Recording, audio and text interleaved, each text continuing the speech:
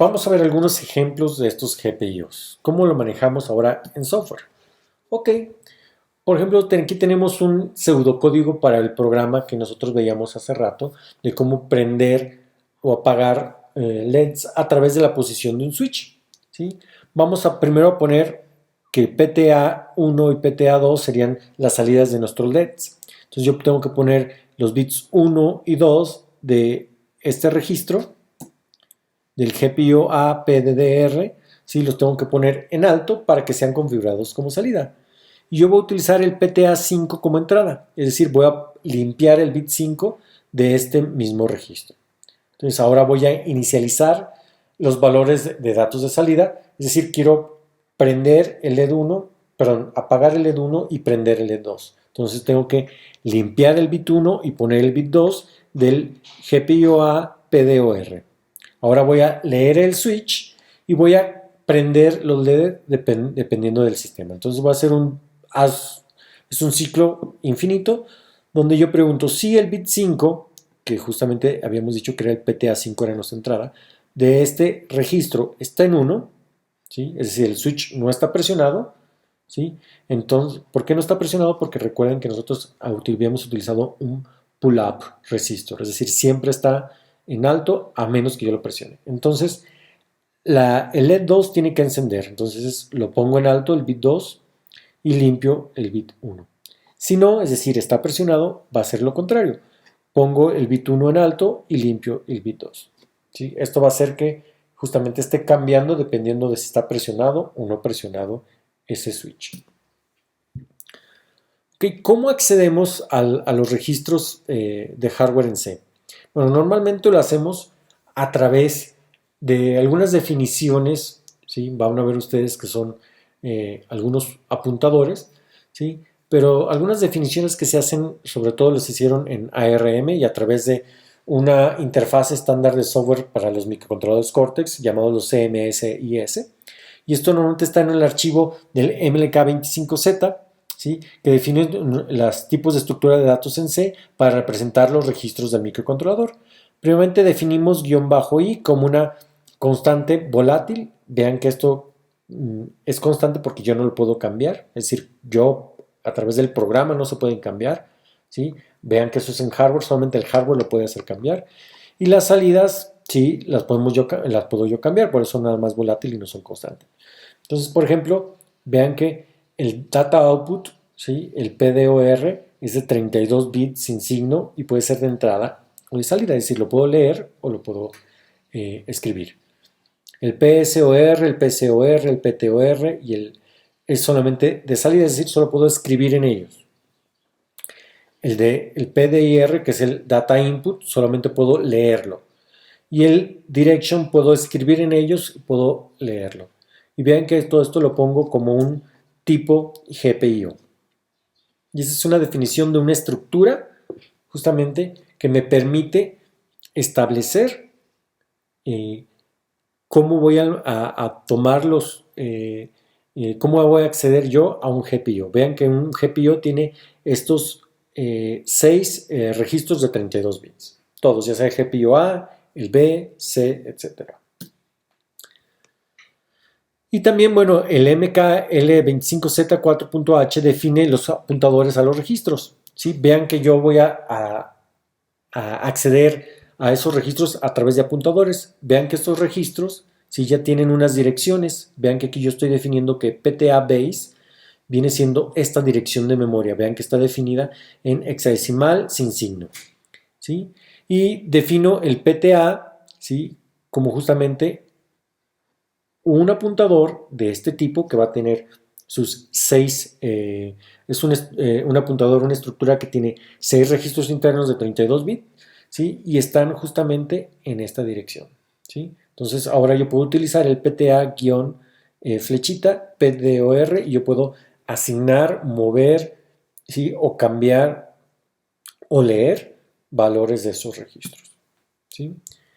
Entonces hay que tener cuidado porque es muy fácil hacer errores cuando nosotros hablamos de valores binarios y hexadecimales. Es decir, poner los bits 13 y 19, podemos utilizar esto, que está en binario, o podemos utilizar esto que está en hexadecimal. Entonces, para poner los valores literales que estén en sus posiciones correspondientes, nosotros podemos utilizar justamente un 1, ¿sí?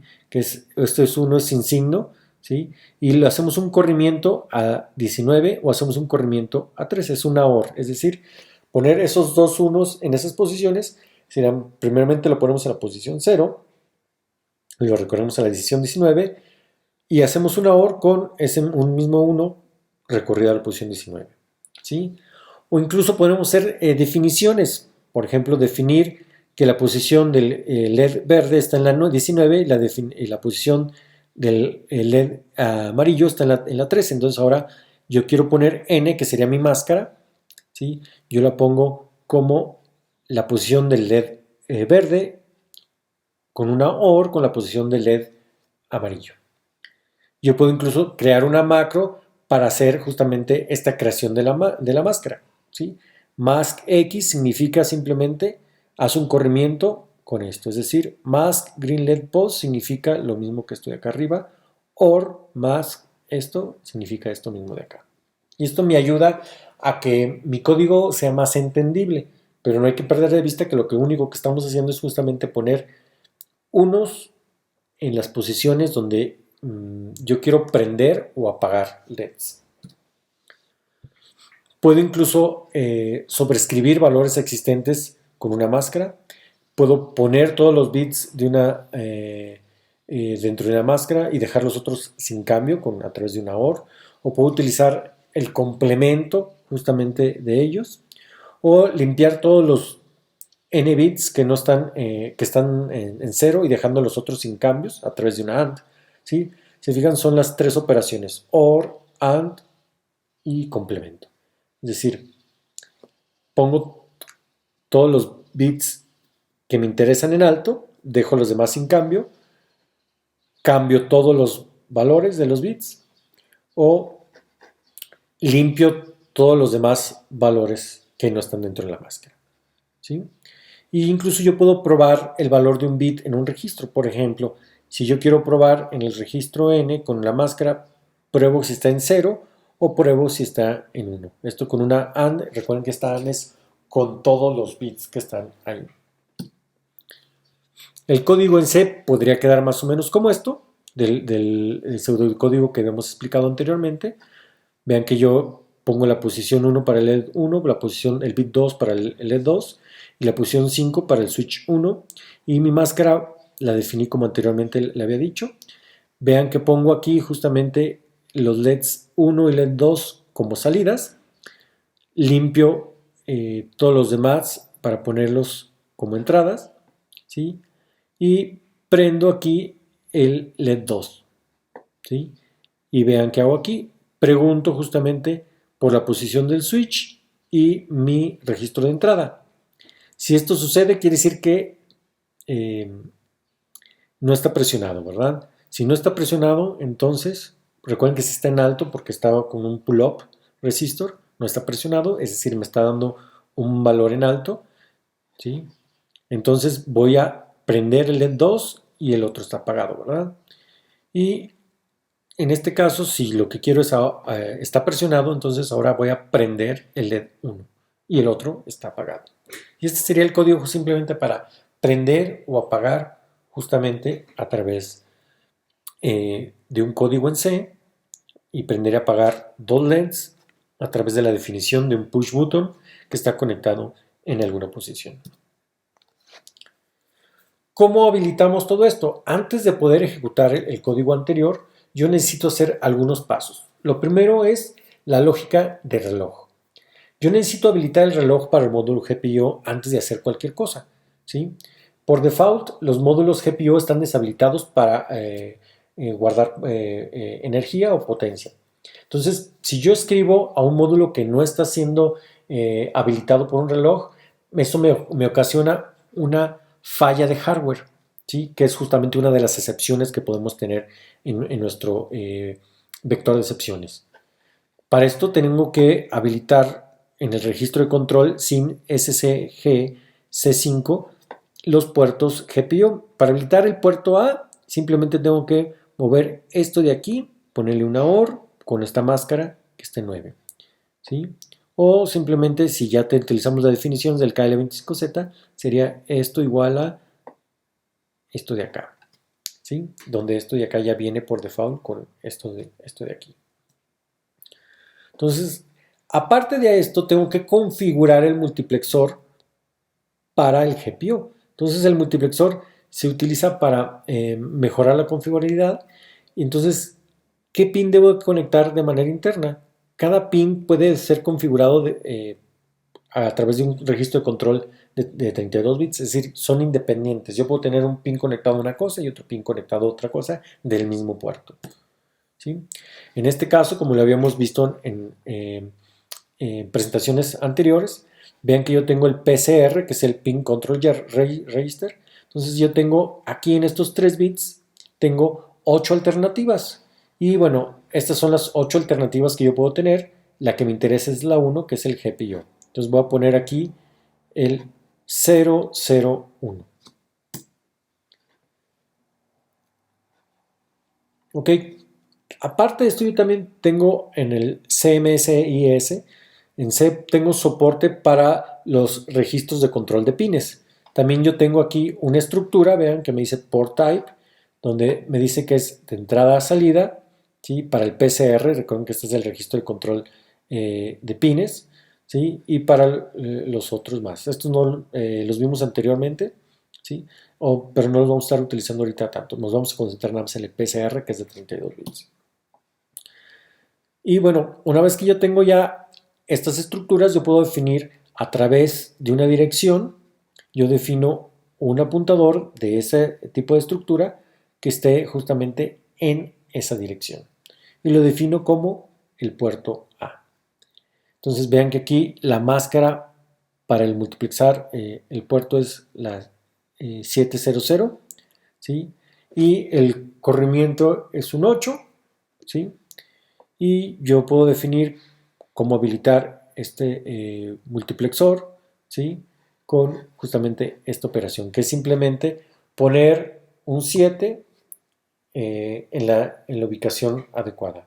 Perdón, poner un 1 en la ubicación adecuada. Después tendría que habilitar el reloj. Esto sería lo que necesito para habilitar el reloj. Y después hacer o hacer que los 3 pines estén configurados al GPIO. ¿Sí? Yo tendría que en el PCR, ¿sí? Tengo que ponerle hacer un AND y luego le hago una OR con el multiplexor y lo hago así para cada uno de ellos y para las posiciones que yo necesito, ¿sí? Vean que los PCR son 32, ¿sí? Por eso este se me indica qué pin estoy usando. En este caso sería el pin, creo que recuerdo 1 y el pin 2 y el pin 5, ¿verdad?